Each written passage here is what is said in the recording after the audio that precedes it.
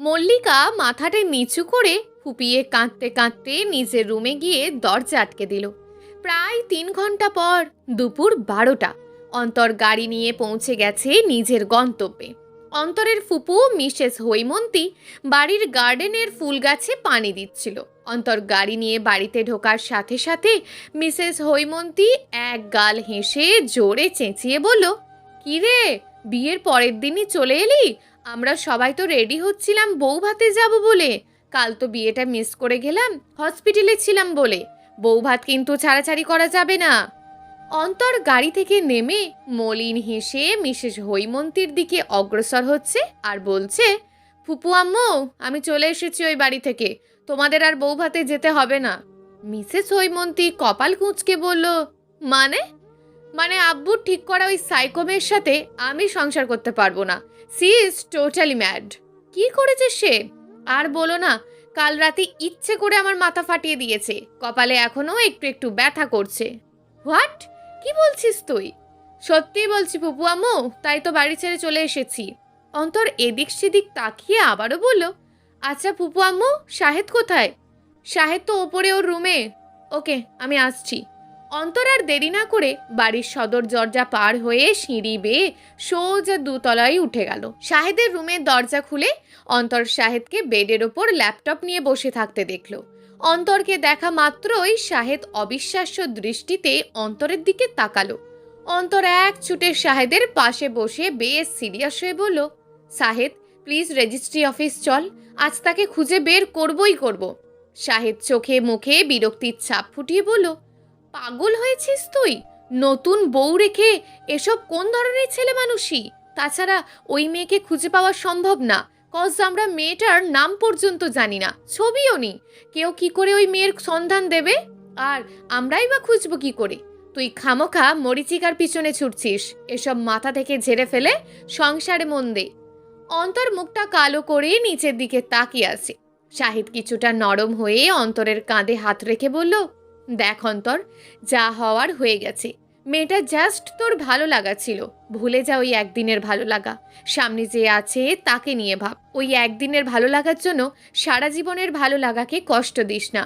আমাদের নতুন ভাবিকে আপন করে নে, ভালোবাসা দিয়ে নিজের কাছে টেনে নে, এতেই সবার মঙ্গল।"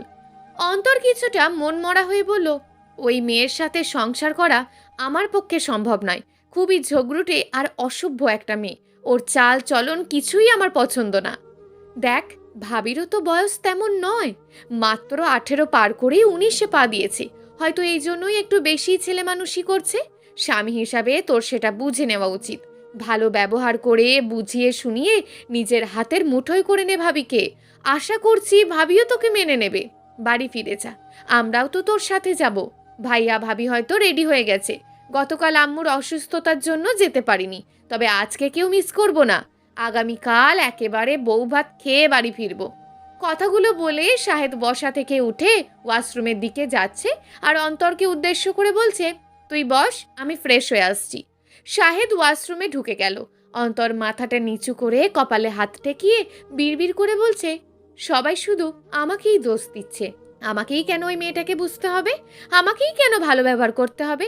মেয়েটা কি পারে না আমাকে বুঝতে, আমার সাথে ভালো ব্যবহার করতে? কিচ্ছু ভালো লাগছে না আমার। জীবনটা পুরো এলোমেলো হয়ে গেল।" অন্যদিকে মল্লিকা বেডের ওপর চিত হয়ে শুয়ে কান্না করছে। কিছুতেই যেন তার কান্না থামছে না। কিছুক্ষণ পর মল্লিকা কান্না থামিয়ে শোয়া থেকে বসে চোখের জলগুলো মুছছে আর বলছে, "আমি খুব খারাপ একটা মেয়ে। যখন যা মন চায় তাই করে বসি। মাঝে মাঝে আমি নিজেকেও বুঝতে পারি না। কোনো একটা মস্ত ভুল করার পর রিয়েলাইজড করি যে ভুলটা আমিই করেছি। শুধু ভুল না, জঘন্য পাপ করেছি। কাল থেকে শুরু করে আজ পর্যন্ত যা যা ঘটলো সব আমার তৈরি। আমার একদম উচিত হয়নি ওনার মাথা ফাটানো। আমি যদি ওনাকে সবটা বুঝিয়ে বলতাম তাহলে হয়তো উনি বুঝতো। না বুঝলেও আমি জোর করে বোঝাতাম। আজ সকালেও আমি ওনাকে আটকাইনি, উল্টে যেতে দিয়েছি। একজনের বউ হওয়া সত্ত্বেও অন্যজনের কাছে ছুটে গেছি তাকে দেখতে। বাড়িতে এসে আম্মুর মার খেয়েছি। সব কিছুতেই আমি দোষী। কি করব আমি? মাঝে মাঝে আমি নিজের ওপর কন্ট্রোল হারিয়ে ফেলি, উল্টো পাল্টা কাজ করে বসি। আমার কাজের জন্য সবাই খুব কষ্ট পায়, অথচ শেষে যে আমিও কষ্ট পাই এই জিনিসটা কেউ বোঝে না। আমাকে সান্ত্বনা দিতেও আসে না। আব্বু ছাড়া এই পর্যন্ত আমাকে কেউ বোঝেনি, কেউ আমার প্রবলেমটা বোঝে না। আজ আব্বুও আমার থেকে মুখ ফিরিয়ে নিল। নিশ্চয়ই আমি খুব জঘন্য ভুল করেছি। আচ্ছা, আমার জীবনে কি এমন কেউ আসবে না যে আমাকে সম্পূর্ণভাবে বুঝবে, আমার ভুলগুলোকে বুঝিয়ে আমাকে বারবার আপন করে নেবে? হয়তো আসবে না, কজ আমি খুব খারাপ। কখন যে কি করি না করি কিচ্ছু ঠিক থাকে না। আমি মনের দিক থেকে সবসময় একলাই থেকে যাব। মল্লিকা ওর চোখের জলগুলো মুছে বসা থেকে উঠে আবারও বলল, ভুল যেহেতু আমিই করেছি, তাহলে ভুলটা আমিই শুধরাবো। এখনই ওনার নাম্বারে কল করে ক্ষমা চেয়ে নেব, আর ওনাকে জলদি বাড়ি ফিরতে বলবো। মল্লিকার 1 মিনিটও দেরি না করে সোজা হেঁটে বাড়ির ড্রয়িং রুমে চলে গেল। মিস্টার নাজিম আর মিসেস শিলা মাথায় হাত দিয়ে বসে আছে। মল্লিকা মাথাটা নিচু করে ওনাদের মুখোমুখি দাঁড়ালো। মিসেস শিলা চোখ তুলে মল্লিকার দিকে তাকালো।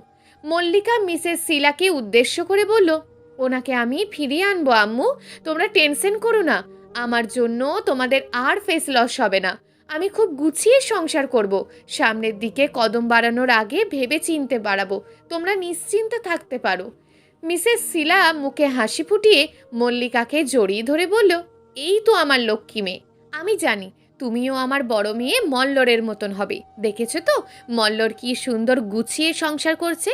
শ্বশুরবাড়ির সবাই ওর প্রতি বেশ খুশি, ওর স্বামী তো আরও বেশি খুশি। কিছুদিন পরে তুমিও মল্লরের মতন সংসারী হয়ে যাবে। দোয়া করি মা। অন্তরা তোমাকে খুব ভালোবাসবে, তোমাকে বুঝবে। মল্লিকা নরম স্বরে বলল, আপু আসবে না আম্মু? তোমার আপু তো সবেমাত্র কাল তোমার বিয়ে খেয়ে গেল। তোমার বউ ভাতের দিন আসবে। ওর পুচকিটা খুব জ্বালায় তো তাই। মিস্টার নাজিম চুপচাপ হয়ে বসে আছে। মল্লিকা ওর আম্মুকে ছেড়ে মিস্টার নাজিমের পাশে বসে বেশ নরম স্বরে বলল, আব্বু আই এম সরি, প্লিজ আমাকে মাফ করে দাও। কথা দিচ্ছি আমার জন্য আর তোমাদের মান সম্মানের হানি হবে না। আমি খুব মনোযোগ দিয়ে সংসার করব, শ্বশুরবাড়ির সবার সাথে ভালো ব্যবহার করব, মানিয়ে গুছিয়ে চলবো। প্লিজ আমাকে মাফ করে দাও। অন্তত তুমি তো আমাকে বোঝার চেষ্টা করো আব্বু। তুমি তো জানো তোমার এই ছোট্ট মেয়েটা আতপাগল, কি করে না করে কিচ্ছু ঠিক থাকে না। তুমি আমাকে মারো বকো যা ইচ্ছে তাই করো, এরপরও এভাবে আমার থেকে মুখ ফিরিয়ে রেখো না। সবার অবহেলা সহ্য হলেও তোমার অবহেলা আমার সহ্য হয় না। মিস্টার নাজিম মেয়ের সাথে আর রাগ করে থাকতে পারলেন না। মল্লিকাকে জড়িয়ে ধরে মলিন কণ্ঠে বলল, মা তুমি এখন বিবাহিত, ছেলে মানুষই করলে এখন চলবে না। সবার মন বুঝে তোমাকে চলতে হবে। হুটহাট কোনো ডিসিশন নেওয়া যাবে না। তোমার এসব উটকো ব্যবহারের জন্য সারফরাজের কাছে আমার অনেক ফেস লস হয়েছে। প্লিজ তুমি বোঝার চেষ্টা করো মা, নিজেকে শোধরাও। দেখবে অন্তরও তোমাকে ভালোবেসে কাছে টেনে নেবে। অন্তর যথেষ্ট ভালো একটা ছেলে, তোমাকে বুঝবে, সাপোর্ট করবে এবং অলওয়েজ তোমার পাশে থাকবে। মল্লিকা কান্না জড়িত কণ্ঠে বলল, ওনার নাম্বারটা একটু দেবে আব্বু, ওনার সাথে আমি কথা বলবো। মিস্টার নাজিম মলিন হেসে মল্লিকাকে ছেড়ে ওনার ফোনটা মল্লিকার হাতে গুঁজে দিল। মল্লিকা ফোনটা হাতে নিয়ে সোজা নিজের রুমে চলে গেল। রুমের দরজা আটকে মল্লিকা বারান্দার গ্রিল ধরে দাঁড়ালো। অন্তরের নাম্বারটা সার্চ করে মল্লিকা চটজলদি অন্তরের নাম্বার ডায়াল করলো। অন্তর পকেট থেকে ফোনটা বের করে স্ক্রিনের দিকে তাকিয়ে দেখলো মিস্টার নাজিমের কল। অন্তর কিছুটা বিরক্ত নিয়ে কলটা রিসিভ করে বলল, আঙ্কেল। মল্লিকা গলাটা ঝাঁকিয়ে নরম স্বরে বলল, আমি মল্লিকা। অন্তর কপাল কুঁচকে বলল, কেন কল করেছেন? নিশ্চয়ই আমার মাথাটা নষ্ট করার জন্য। কোথায় আপনি? আপনাকে কেন বলতে যাব? কারণ আমি আপনার ওয়াইফ। আমি আপনাকে ওয়াইফ হিসাবে মানি না। আমি তো মানি। যদি মানতেন তাহলে কাল এতটা নির্মমভাবে আমার মাথাটা ফাটাতে পারতেন না। কালকের ঘটনার জন্য আই এম সরি, মাফ করে দিন আমায়। আর কখনো এমন ভুল হবে না। আমি সত্যিই লজ্জিত, আর এবার কোনো নাটক করছি না। আপনাকে বিশ্বাস করার রুচি নেই আমার। আর একবার বিশ্বাস করে দেখুন প্লিজ, আপনি চলে আসুন। সবাই আপনার জন্য কষ্ট পাচ্ছে। আই থিঙ্ক আপনি পাচ্ছেন না। মল্লিকা কান্না জড়িত কণ্ঠে বলল, আমি অনুশোচিত। কষ্টের চেয়ে অনুশোচনার দাগ বেশি।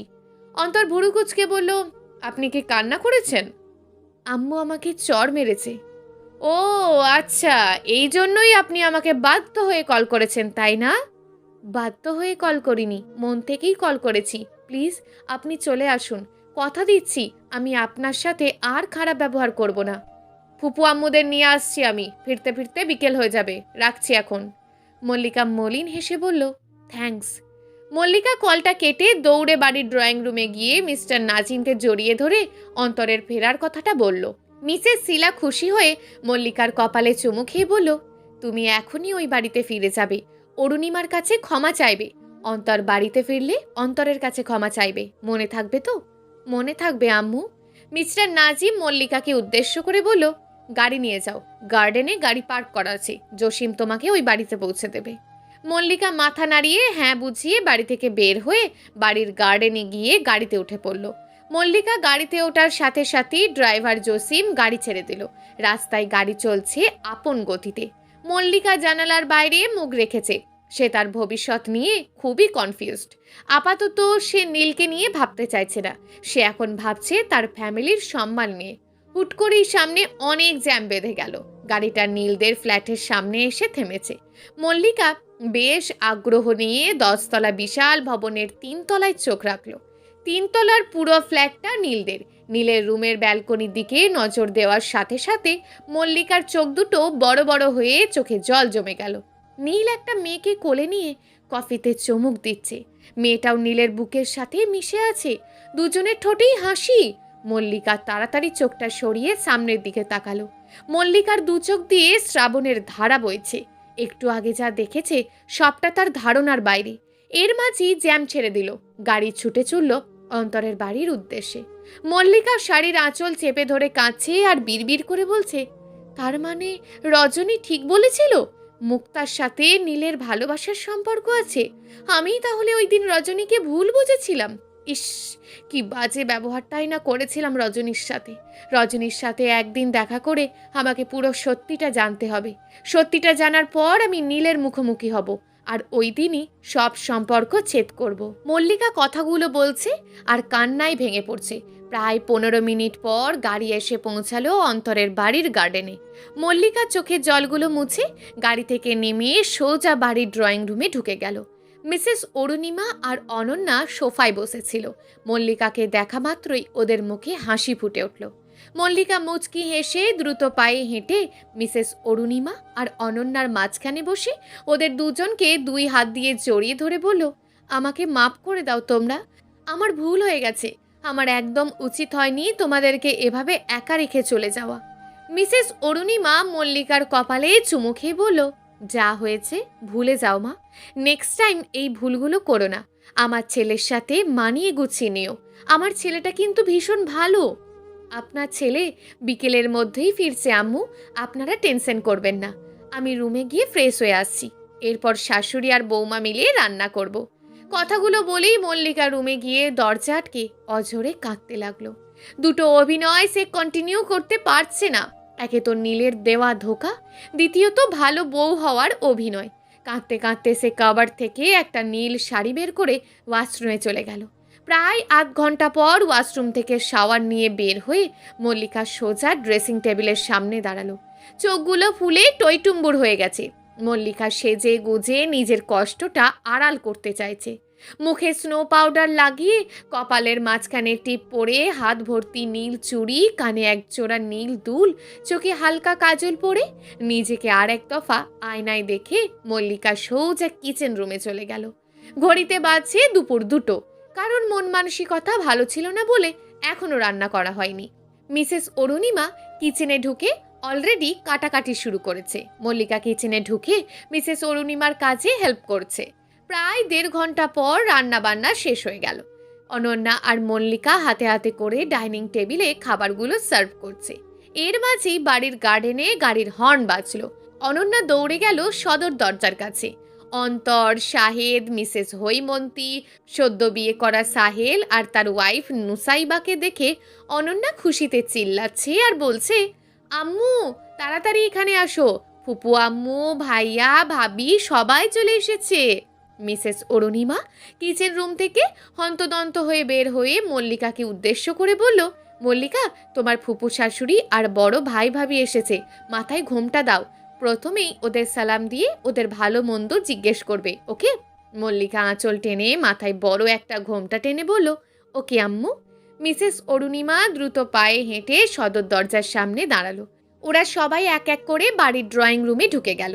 মিসেস অরুণিমা সবাইকে জড়িয়ে ধরে ভালো মন্দ জিজ্ঞেস করলো। নুসাইবা মিসেস অরুণিমাকে সালাম দিয়ে ওনাকে জড়িয়ে ধরল। অন্তর সবার পিছনে। মিসেস অরুণিমা মল্লিকাকে সবার সামনে দাঁড় করিয়ে বলল, সি ইজ মল্লিকা, অন্তরের ওয়াইফ।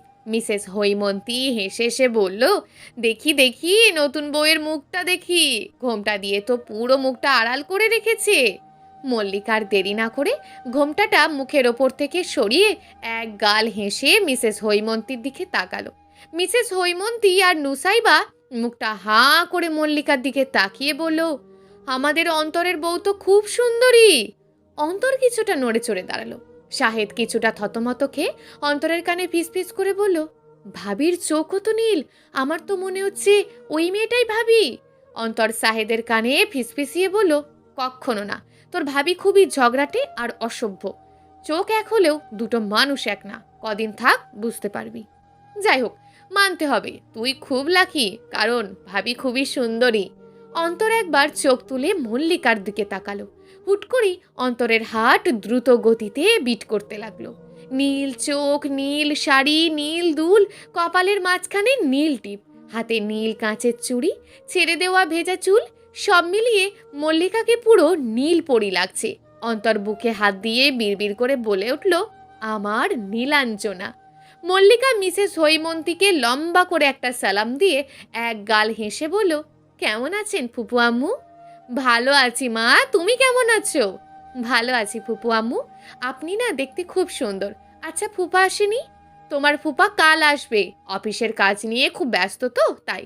মল্লিকা মলিন হেসে বলল, ও আচ্ছা। হুট করে নুসাইবা মল্লিকার গাল টেনে বলল, এই যে ম্যাম, আমাকে জিজ্ঞেস করবেন না আমি কেমন আছি? মল্লিকা জিভ কেটে বলল, সরি গো, একদম ভুলে গেছি। কেমন আছো ভাবি? বেশ আছি, তুমি কেমন আছো? মল্লিকা মলিন হেসে বলল, ভালো আছি।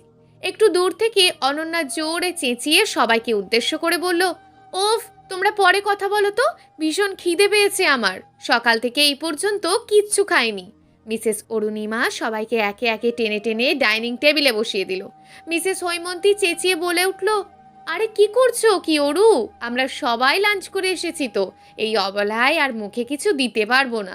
মল্লিকা মিসেস হৈমন্তীর হাত চেপে ধরে বলল, জি না, আমরা কোনো কথাই শুনবো না, তোমাদের সবাইকে আমাদের সাথে খেতে হবে। কথাগুলো বলেই মল্লিকা মিসেস হৈমন্তী আর নুসাইবার প্লেটে খাবার বেড়ে দিল।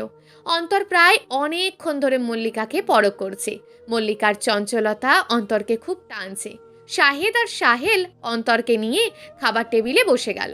মল্লিকা সবাইকে অল্প অল্প করে খাবার বেড়ে দিচ্ছে, যেহেতু ওরা আগে থেকেই খেয়ে এসেছে। অন্তরের প্লেটে খাবার বাড়তে এসে মল্লিকা মাথাটা নিচু করে ফেলল। অন্তরের দিকে একবারও তাকাচ্ছে না। অন্তর হাঁ করে মল্লিকার দিকে তাকিয়ে আছে। মল্লিকা অন্তরের প্লেটে খাবার বেড়ে অন্তরের পাশে টেবিলে বসে পড়ল। সবাই এবার খাওয়ায় মনোযোগ দিল। অন্তর খাচ্ছে কম, মল্লিকার দিকে তাকাচ্ছে বেশি। মল্লিকা মনোযোগ দিয়ে খেয়েই চলেছে। প্রায় 15 মিনিট পর সবার খাওয়া শেষ হলো।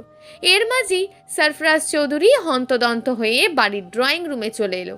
সবাইকে একসাথে দেখে সরফরাজ চৌধুরীর রাগ উবে গেল, তবে উনি বারবার তীক্ষ্ণ দৃষ্টিতে অন্তরের দিকে তাকাচ্ছে। সরফরাজ চৌধুরীকে দেখে মিসেস হৈমন্তী, সাহেল, শাহেদ, নুসাইবা বেশ খুশি হয়ে ওনার সাথে আলাপচারিতায় মগ্ন হয়ে পড়ল। এর মাঝেই সরফরাজ চৌধুরী সাহেল, শাহেদ আর অন্তরকে উদ্দেশ্য করে বলল, তোমরা বউ ভাতের অ্যারেঞ্জমেন্ট শুরু করে দাও, কাল আমার কয়েকজন ক্লায়েন্ট আসবে, এছাড়াও পাড়া প্রতিবেশীরা আসবে। সো এখন থেকে তোড়জোড় শুরু করতে হবে, রাতের মধ্যেই পুরো বাড়িটা সাজিয়ে তুলতে হবে। আমি রুম থেকে ফ্রেশ হয়ে আসছি। কথাগুলো বলেই সরফরাজ চৌধুরী নিজের রুমে চলে গেল। নুসাইবা, অনন্যা, মল্লিকা ড্রয়িং রুমে বসে খোশ গল্পে মেতে উঠল। মিসেস অরুণিমা আর মিসেস হৈমন্তী নিজেদের মধ্যেকার সাংসারিক আলাপ করছে। শাহেদ অন্তরকে বুঝিয়ে শুনিয়ে একজন ডেকোরেটিকের ডিজাইনারকে কল করে বাড়িতে নিয়ে এলো। ওনার সাথে আরও 4-5 জন লোক এসেছে। ওরা সবাই মিলে প্যান্ডেলের কাজ সামলাচ্ছে। প্যান্ডেলের কাজ শেষে বাড়ির ভিতরটা সাজানো হবে। এভাবে কাজে কাজেই বিকেল গড়িয়ে সন্ধ্যা ঘনিয়ে এলো। সন্ধ্যা 7টা।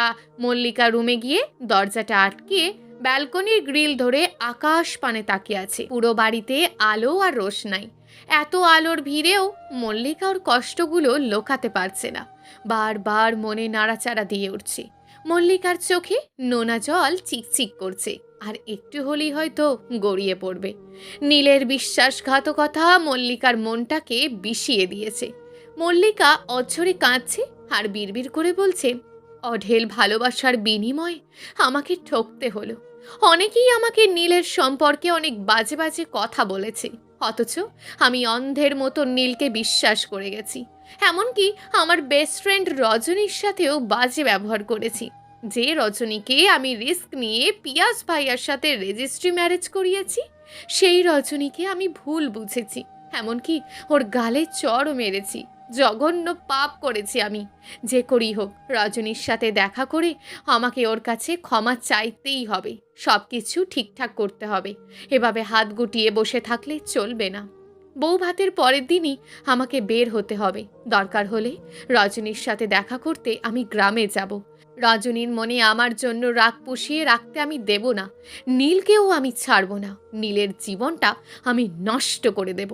কজ এই পর্যন্ত নীল অনেক মেয়ের জীবন নষ্ট করেছে, আমার জীবনটাও নষ্ট করে দিত যদি না আমি নিজের চোখে সত্যিটা না দেখতাম।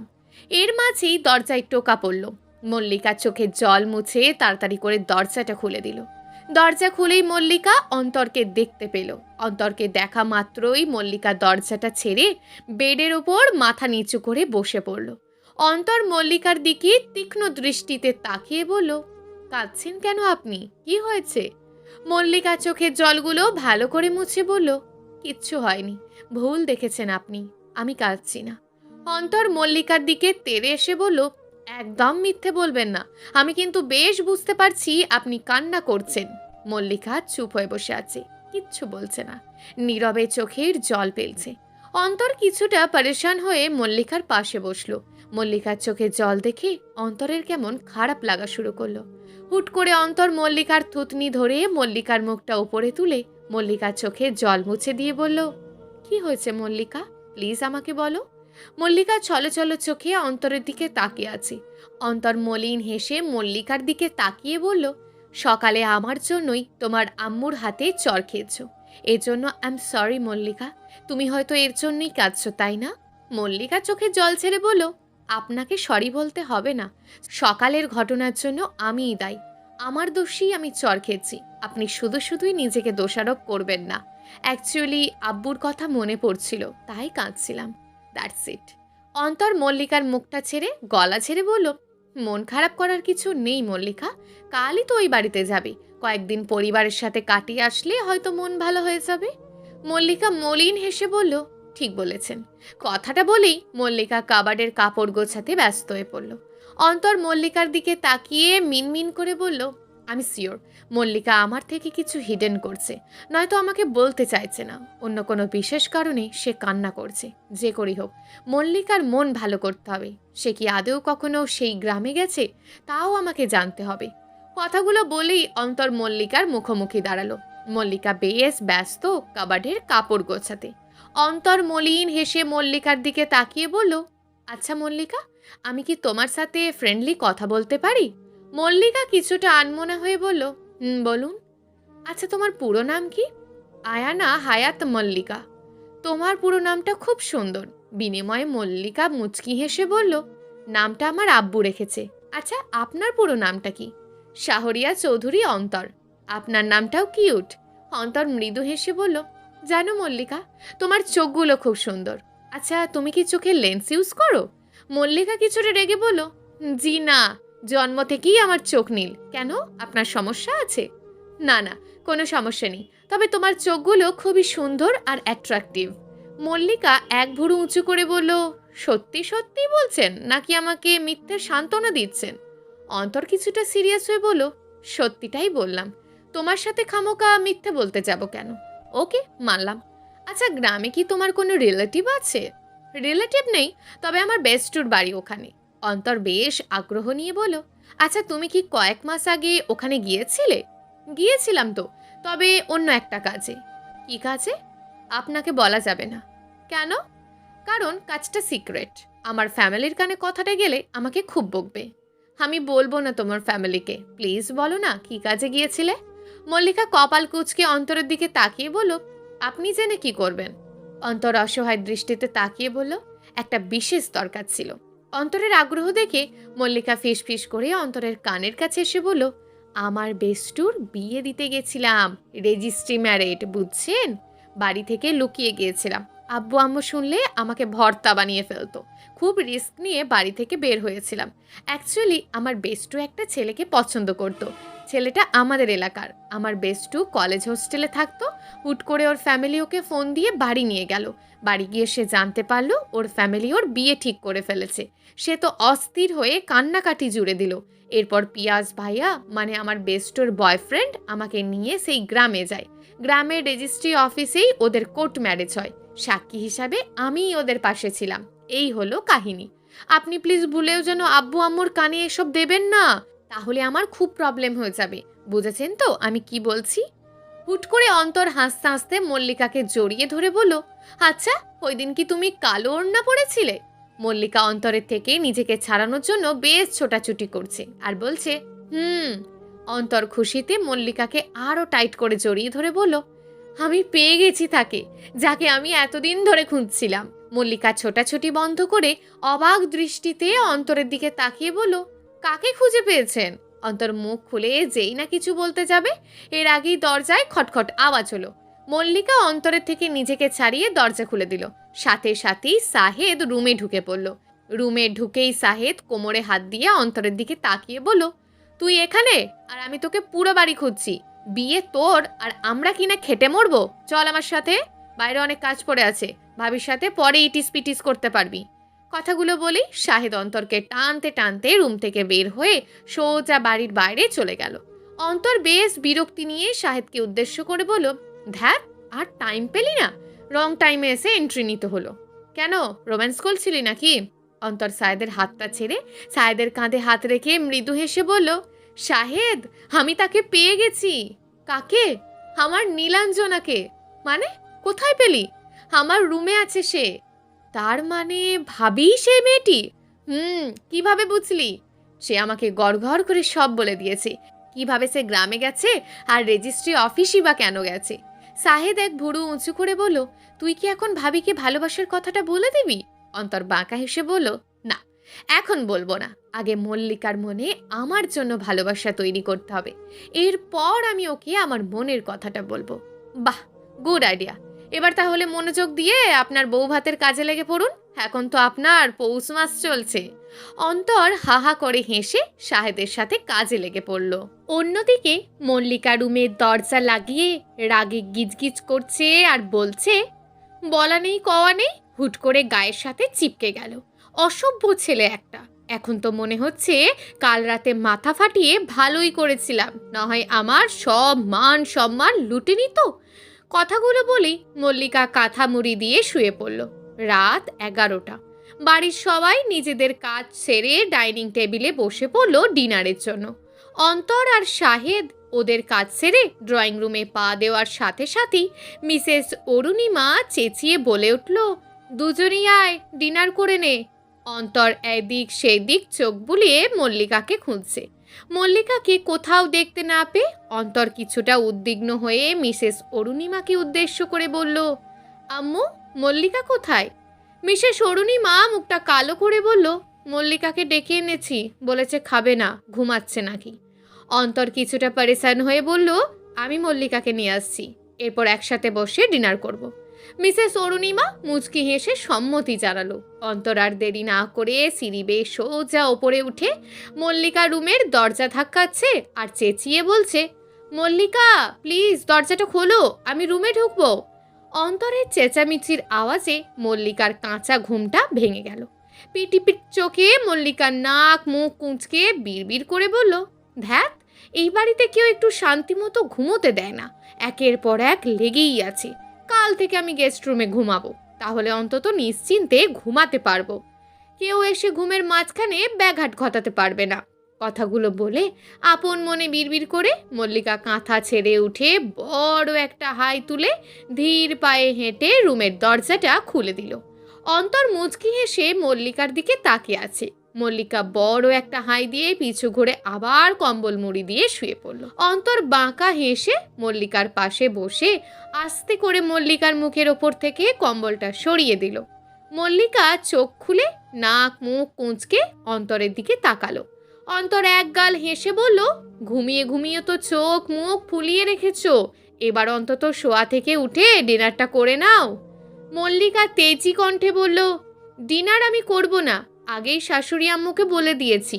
অন্তর বেশ রাগ দেখিয়ে বলল, এসব বললে হবে না মল্লিকা, প্লিজ ওঠো, ডিনার করে নাও, সবাই তোমার জন্য ডাইনিং টেবিলে ওয়েট করছে। মল্লিকা জেদ দেখিয়ে কম্বল মুড়ি দিয়ে কম্বলের নিচ থেকে চেঁচিয়ে বলছে, আপনি হাজারবার বললেও আমি খাবো না, সো প্লিজ আপনার টাইম ওয়েস্ট না করে আপনি সবাইকে নিয়ে খেতে বসে যান, আমি সকালে ব্রেকফাস্ট করে নেব। আর শুনুন, আমাকে নিয়ে এত ভাবতে হবে না, আমি চাই না কেউ আমার জন্য ভাবুক। অন্তর দাঁত কিরমির করে শার্টের হাতা ফোল্ড করতে করতে চেঁচিয়ে বলল, খুব জেদ তোমার তাই না? এই অন্তরের চেয়েও জেদ বেশি তোমার? এখনই বুঝিয়ে দিচ্ছি কার জেদ বেশি।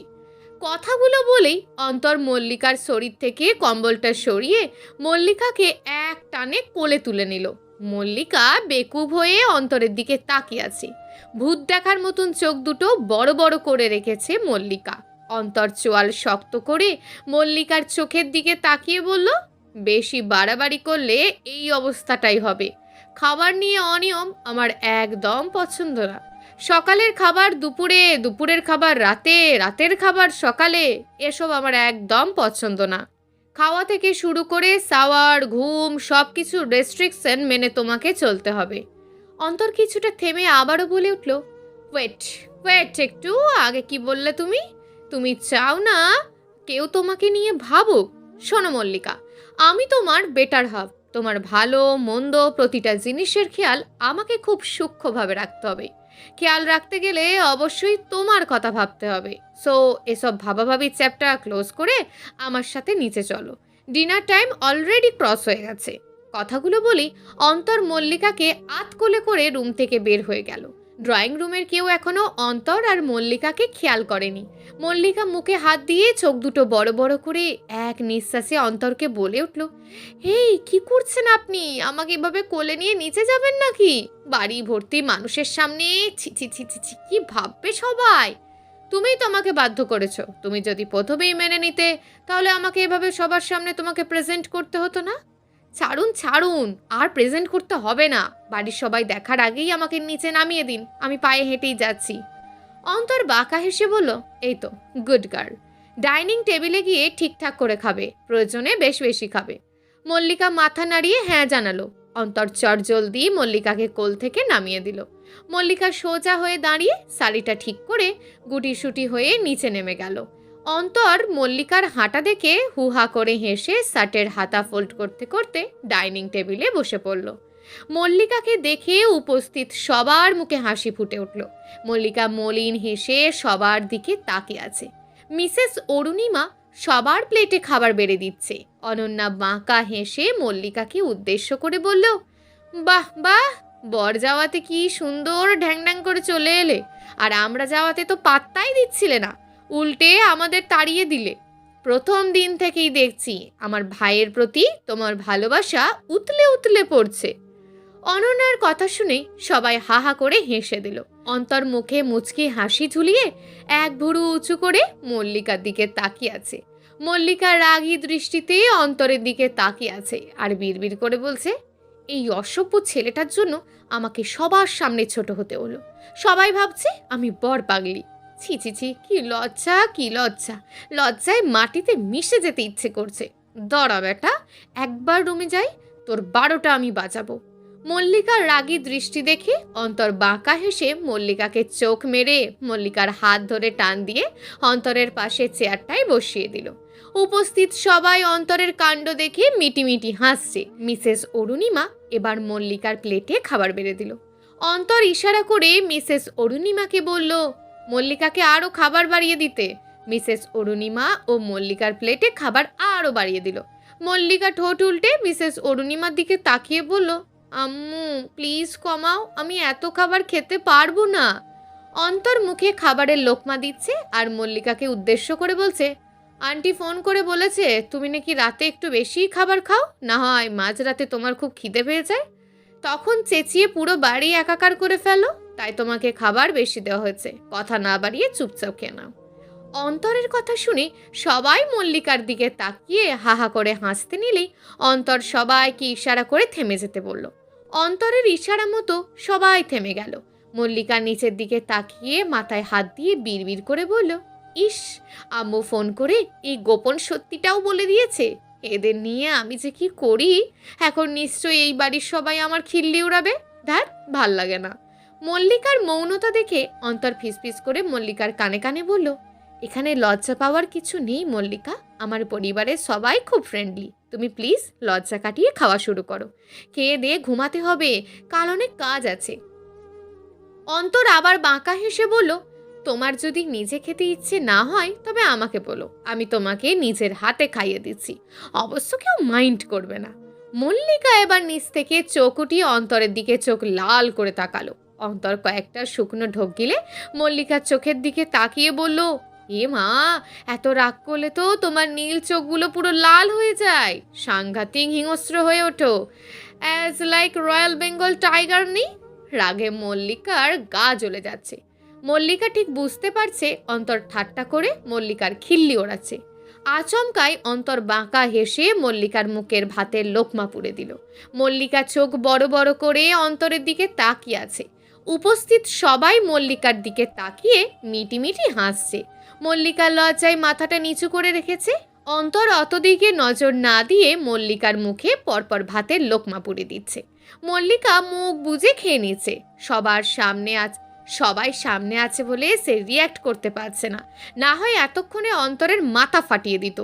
প্রায় 15 মিনিট পর অন্তর পুরো প্লেট খাবার মল্লিকাকে খাইয়ে ফিনিশ করিয়েছে।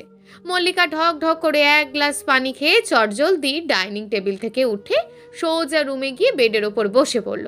মল্লিকা আবার কি মনে করে দৌড়ে গিয়ে দরজার খিলটা লাগিয়ে বাঁকা হেসে বলল, এবার জমবে মজা, কিছুতেই আজ দরজা খুলব না, দেখব বজ্জাত অন্তর রুমে ঢোকে কি করে। 1000বার উঠবস করিয়ে এরপর দরজা খুলব। ব্যাটার নির্লজ্জ, বাড়ির সবার সামনে কেমন বউ গপাগপ লোকমা তুলে দিল। ছি ছি ছি, লাজ লজ্জার বালাই পর্যন্ত নেই। অন্তর হাত ওয়াশ করে ডাইনিং টেবিল ছেড়ে রুমের দিকে পা বাড়ালো। অন্তর রুমের দরজার সামনে দাঁড়িয়ে দরজা ধাক্কা দিয়ে বুঝতে পারল মল্লিকা ভিতর থেকে খিল লাগিয়ে দিয়েছে। অন্তর বেশ বুঝতে পেরেছে মল্লিকা অন্তরের থেকে রিভেঞ্জ নিতে চাইছে। অন্তর বাঁকা হেসে বিড়বিড় করে বলল, মিস নীলাঞ্জনা, আমি ঠিক বুঝতে পেরেছি আপনার চাল। আপনি নিশ্চয়ই আমাকে হেনস্থা করার জন্যই এই চালটা চালেছেন। নো প্রবলেম, আমিও কিন্তু কম যাই না। ব্যালকনি দিয়ে রুমে ঢুকবো, উল্টে তোমাকে চমকে দেব। কথাগুলো বলেই অন্তর রুমের দরজা ছেড়ে সোজা বাড়ির বাইরে চলে গেল। মল্লিকা দরজার ফাঁক দিয়ে উঁকি ঝুঁকি মেরে অন্তরকে দেখার চেষ্টা করছে, কিন্তু না, অন্তরের ছায়া পর্যন্ত দেখা যাচ্ছে না। মল্লিকা হাল না ছেড়ে কপাল কুঁচকে বেশ আগ্রহ নিয়ে উঁকি ঝুঁকি মেরেই যাচ্ছে। প্রায় অনেকক্ষণ পর মল্লিকা চোখে মুখে বিরক্তির ছাপ ফুটিয়ে বিড়বিড় করে বলল, আজব, লোকটা কি মুহূর্তেই উড়ে গেল নাকি? একটু আগেই তো দেখছিলাম দরজার সামনে, ক্ষণিকের মধ্যে হাওয়াই হয়ে গেল। নিশ্চয় তার সাথে আলগা কিছু আছে। বাপরে বাপ, এই ছেলে থেকে যথেষ্ট দূরে থাকতে হবে। ওইদিকে অন্তর পাইপ লাইন বেয়ে সোজা রুমের ব্যালকনিতে উঠে পড়ল। মল্লিকা এখনো উঁকি দিয়ে দরজার সাথে চিপকে আছে। অন্তর রুমে ঢুকে মল্লিকার কাণ্ড দেখে মনে মনে হেসে কুটুকুটি। এর মাঝেই হুট করে কারেন্ট চলে গেল। অন্তরদের বাড়ির জেনারেটরটাও কদিন ধরে ডিস্টার্ব করছে, তাই পুরো রুম অন্ধকার হয়ে আছে। মল্লিকা দরজা ছেড়ে একটু দূরে দাঁড়িয়ে এক নাগাড়ে শুকনো ঢোক গিলছে আর চোখ মুখ খিচে জোরে চিৎকার দিয়ে বলছে, অন্তর, আপনি কোথায়? প্লিজ তাড়াতাড়ি চলে আসুন, আমার ভীষণ ভয় করছে। অন্তর বেশ বুঝতে পেরেছে মল্লিকা ভীষণ ভয় পাচ্ছে, তাই সে আর চুপ করে না থেকে প্যান্টের পকেট থেকে ফোনটা বের করে ফ্ল্যাশ লাইট অন করে মল্লিকার মুখের সামনে ফ্ল্যাশ লাইটটা ধরল। মল্লিকা মুখ থেকে হাত সরিয়ে কাঁপা কাঁপা চোখে ফ্ল্যাশ লাইটের দিকে তাকালো। অন্তরের মুখটা স্পষ্ট হওয়ার সাথে সাথেই মল্লিকা অবিশ্বাস্য দৃষ্টিতে অন্তরের দিকে তাকিয়ে জোরে চেঁচিয়ে বলল, ভূত! অন্তর বেকুব হয়ে এদিক সেদিক কিছুক্ষণ চোখ বুলিয়ে মল্লিকার চোখের দিকে তাকিয়ে বলল, ভূত কোথায়? মল্লিকা কাঁপা কাঁপা হাতে এক আঙুল অন্তরের দিকে উঠিয়ে কাট কাট গলায় বলল, আপনিই তো ভূত। আমি তো দরজা আটকে রেখেছিলাম, আপনি নিশ্চয়ই ভূত হয়ে রুমে ঢুকেছেন। মল্লিকার কথা শুনে অন্তর হা হা করে হেসে বলল, শোনো মল্লিকা, তুমি চলো ডালে ডালে, আমি চলি পাতায় পাতায়। তুমি কি ভেবেছো দরজা আটকে রাখলেই আমাকে রুমে ঢোকা থেকে আটকাতে পারবে? কখনো না। অন্তরকে দমিয়ে রাখা এত সহজ নয়। অন্তরের কথা শুনে মল্লিকা বেশ ভাবনায় পড়ে গেছে। ব্যাপারটা ভয় পেয়ে উড়িয়ে দেওয়ার মতো নয়, বেশ চিন্তার বিষয়। রুমের দরজা ছাড়া আর কোনো দিক দিয়ে রুমে ঢোকা যায় সে নিয়ে মনে মনে চর্চা করছে মল্লিকা। অন্তর মজা করে মল্লিকার চোখে ফ্ল্যাশ লাইট ধরে বাঁকা হেসে বলল, ভয় পাওয়ার কিছু নেই মল্লিকা, কোনো ভূত প্রেত নই। অ্যাকচুয়ালি আমি ব্যালকনি দিয়ে রুমে ঢুকেছি তোমাকে চমকে দেব বলে। মল্লিকা কয়েকটা স্বস্তির শ্বাস ফেলে অন্তরের হাত থেকে ফ্ল্যাশ লাইটটা ছিনিয়ে নিয়ে সোজা ব্যালকনিতে চলে গেল। অন্তরও মল্লিকার পিছু পিছু ব্যালকনিতে গিয়ে দাঁড়ালো। মল্লিকা ফ্ল্যাশ লাইট দিয়ে নিচের দিকে তাকিয়ে অন্তরের রুমে ঢোকার উৎস খুঁজছে। বাড়ির পাইপ লাইনটা মল্লিকার রুমের ব্যালকনির পাশেই, যে কেউ অনায়াসে পাইপ লাইন বেয়ে ব্যালকনি দিয়ে রুমে ঢুকতে পারবে। তবে পাইপলাইন থেকে ব্যালকনিতে জাম্প দেওয়ার সময় কোথাও না কোথাও লেগে যাওয়ার সম্ভাবনা আছে, বিশেষ করে হাত কেটে যাওয়ার সম্ভাবনা বেশি। মল্লিকা তাড়াতাড়ি নিচ থেকে চোখ উঠিয়ে অন্তরের দিকে ফিরে হুট করে অন্তরের হাত দুটো চেক করা শুরু করলো। অন্ধকারে কিছুই দেখা যাচ্ছে না। এর মাঝে হুট করে কারেন্ট চলে এলো। কারেন্ট এসে যাওয়াতে মল্লিকার জন্য বেশ সুবিধেই হলো। মল্লিকা খানিক উদ্বিগ্ন হয়ে অন্তরের দুই হাতই সমানভাবে চেক করছে। অন্তর মলিন হেসে মল্লিকার দিকে তাকিয়ে আছে। আচমকায় মল্লিকার চোখ গেল অন্তরের ডান হাতের কবজির দিকে। কবজির নিচের জায়গাটা ছিলে অনবরত রক্ত বের হচ্ছে। মল্লিকা বেশ পরেশান হয়ে অন্তরের দিকে তাকিয়ে বলল, ব্যথা লাগছে না আপনার? নো ডিয়ার, সামান্য একটু কেটেছে। মিথ্যে বলছেন আপনি? কিভাবে বুঝলে? ক্ষত দেখলেই তো বোঝা যায়। কি দরকার ছিল এত রিস্ক নিয়ে ব্যালকনি দিয়ে রুমে ঢোকার? রিস্ক না নিলে তো আজ রুমেই ঢুকতে পারতাম না। সারা রাত তুমি আমায় দরজার বাইরে দাঁড় করিয়ে রাখতে। আমি খুব খারাপ তাই না? কারণে অকারণে আপনাকে কষ্ট দিই? চলবে। গল্প মন চায় তোকে, লেখিকা নিশাত জাহান নিশি।